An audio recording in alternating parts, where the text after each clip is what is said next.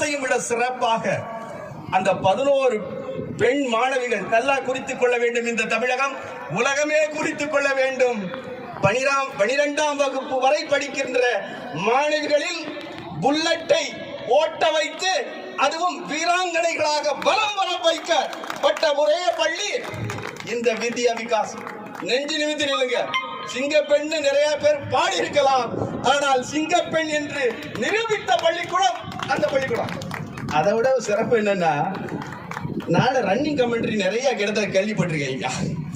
இந்த பள்ளிக்கூடத்துல தான் 3 மொழியிலையும் அழகா, ஆங்கில மொழி அது உலக பொதுமொழி, அதற்கடுத்து இந்திய தேசிய மொழி இந்தி, அடுத்து என்றைக்கு மொழியாத செம்மொழி தமிழ், இந்த 3 மொழிகளிலும் அழகாக வர்ணனை வழங்கி கொண்டிருக்கின்ற அற்புதம். அது வர்ணனை சும்மா வழங்கல, ஒவ்வொரு நபர் இங்கே அந்த பெரேட்ல வர்றப்ப அந்த மாணவன் என்ன செஞ்சா 100